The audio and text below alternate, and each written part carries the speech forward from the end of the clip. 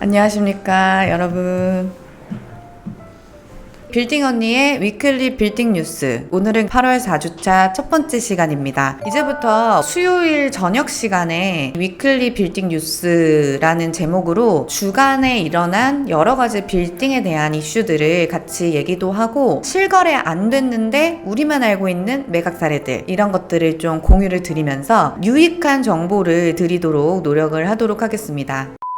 라이브를 이제 왜 기획을 했느냐에 대한 얘기부터 우선은 좀 해야 될 것 같아요. 제가 영상으로 촬영을 해서 편집을 해서 올리게 되면 시간 차이가 분명히 존재를 하거든요. 그러다 보니까 굉장히 라이브한 이 시장에 대한 이야기들을 전달드리고 싶다라는 생각이 들어서 매주 라이브를 통해서 그 주간에 일어났던 다양한 일들에 대해서 좀 생생하게 전달드릴 수 있었으면 좋겠다라는 게 제가 기획한 의도고요. 라이브에서 제가 다루고 싶은 내용들은 그때그때 변화되는 시장에 대한 이야기들, 예를 들어 금리에 대한 얘기나 바뀌는 법령이나 매각 사례들 위주로 해서 좀 보여드리도록 하겠습니다. 어쨌든 매각 사례가 메인이 될 것 같아요. 왜 이런 물건을 샀을까? 이건 왜 팔렸을까? 이런 것도 팔립니다. 이런 것들을 좀 실시간으로 다뤄볼 거고요. 라이브에서 다뤄줬으면 하는 내용이 있다면 댓글로 적극적으로 저한테 남겨주시면 라이브를 지금은 시작하는 단계이기 때문에 계속해서 반영을 해서 발전시켜 나가도록 하겠습니다. 그래서 수요일 저녁마다 빌딩 시장에 대해서 궁금하신 분들은 참여를 해주시면 좋을 것 같습니다. 금리에 대한 얘기를 가장 먼저 해야 될 것 같아요. 2023년 우리가 굉장히 높은 금리를 이제 만났었죠. 2022년 하반기부터 금리가 가파르게 오르기 시작하면서 2023년도에 잔금을 하시는 분들 같은 경우에는 4%대, 5%대, 신규 법인으로 매입을 하실 경우에는 5% 후반이나 6%대까지도 금리가 나오기도 했습니다. 그것과 더불어서 2023년 빌딩 시장이 굉장히 암흑기를 맞이하고 거래량이 확 줄어들었죠. 그러고 나서 최근 들어서 2024년 상반기부터 조금씩 금리가 좀 안정화되는 분위기를 탔고, 저희는 이제 잔금을 계속하면 대출을 지금 이 시점에 받으시는 분들의 정보를 얻게 되잖아요. 최근 들어서는 부동산 임대만을 위한 신규 법인에 대해서는 사실 좀 더 타이트해지는 느낌은 있어요. 그런데 매출이 나오는 구조를 만들었거나 혹은 매출이 나오는 사업 법인들 같은 경우에는 3% 중후반대까지 충분하게 나오고 있고, 오늘 잔금하신 고객분 같은 경우에는 3% 초반까지도 받으셨어요. 사업 매출이 계속해서 법인을 통해서 나오시는 분이 매입을 하셨는데 금리를 굉장히 잘 받으셨습니다. 매수 진행을 하시게 되면 대출 상담이라든지 이 고민스러운 부분도 알파카 중개법인 그리고 제가 디테일하게 좀 상담하실 수 있도록 연결을 해드리고 있습니다.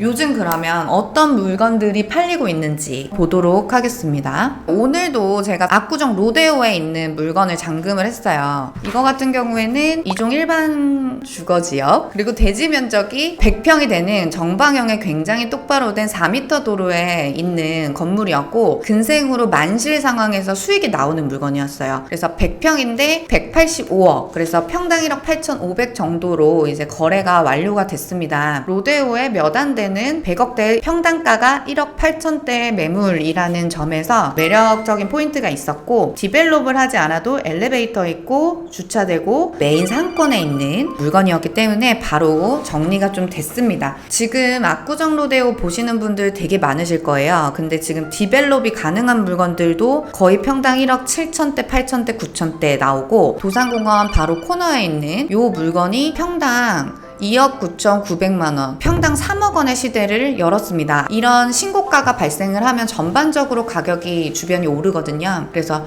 여기는 계속해서 신고가가 나오고 있고 175억, 그리고 158억 9천으로 이준호 씨 그리고 B 씨가 24년도 초기에 나란히 건물을 매입을 하셨죠. 압구정 로데오 같은 경우에는 물건이 좋고 가격이 조금만 내고가 돼도 계속해서 소진이 되는 분위기를 보여주고 있습니다. 이 물건 같은 경우에도 평당 2억 3천, 매도자가 명도해주시는 조건으로 160억으로 거래가 됐습니다. 그래서 명도가 되는 조건이라든지 아니면 만실인데 수익이 3% 이상 나오는 물건, 이런 것들은 도로 사정이 좋지 않아도 로데오는 물건들이 200억 언더에서 계속해서 소진되고 있다는 점을 여러분들이 좀 알고 계시는 게 좋을 것 같고요.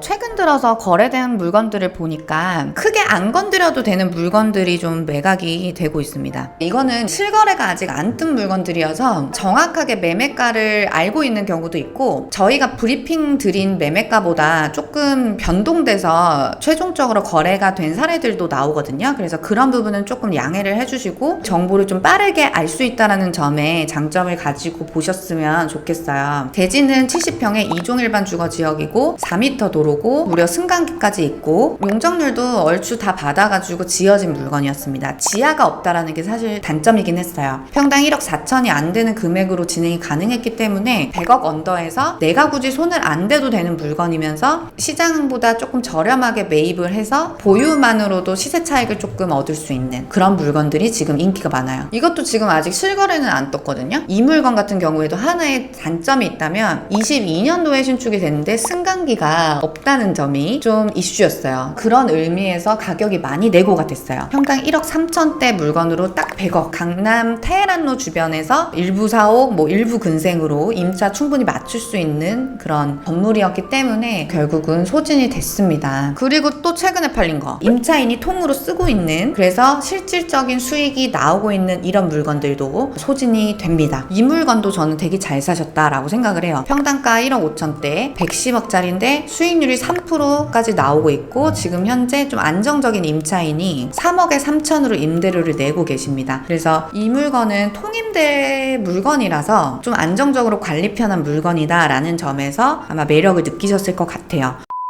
옥수동 쪽도 거래 몇 번 하신 걸로 아는데 괜찮은 거 없을까요? 옥수동은요, 여러분 약간 좀 한계가 있어요. 다 아파트 단지예요, 아파트 단지. 그래서 옥수동이라고 하면 빌딩을 살 수 있는 데가 옥수역 인근에 있는 요 근린상권, 아니면 옥수에서 한남으로 이어지는 이 독서당로의 대로변 상권. 그래서 얘는 잘 사는 게 중요합니다. 여기는 구축이 너무 많기 때문에 개발을 하면 임차는 되게 잘 맞춰지더라고요. 그래서 여기에 있는 도로 좋은 메인라인이나 요 라인까지는 볼만하다라는 생각은 듭니다.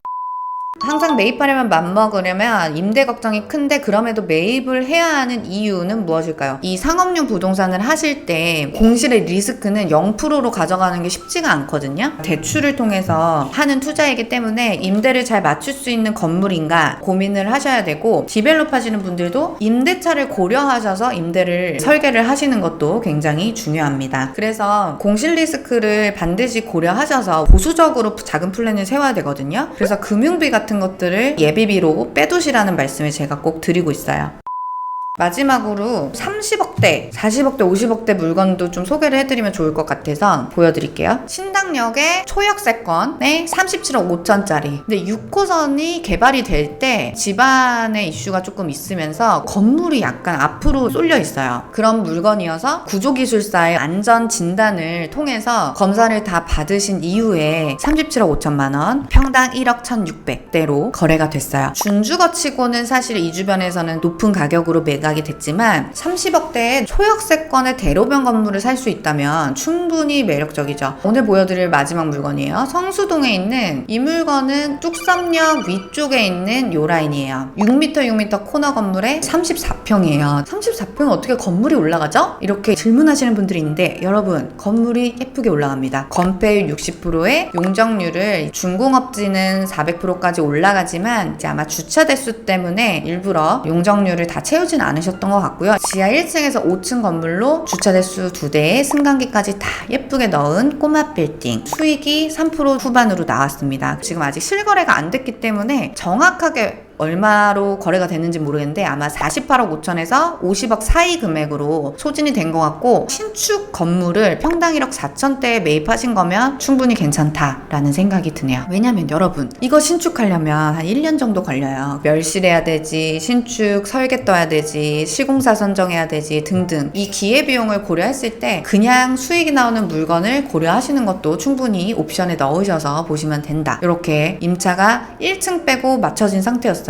공시를 보실 때도 1층이 건물의 얼굴이 되는 거기 때문에 가격만 맞으면 사실 시장에서 빠르게 소진되는 게 1층이에요. 그래서 오히려 상부층이 공실인 것보다 1, 2층이 공실인 게 더 임대 맞추기가 수월하다라고 판단을 합니다. 1층이 공실이지만 충분히 맞출 수 있는 위치라는 점에서 누군가가 매입을 하셨죠.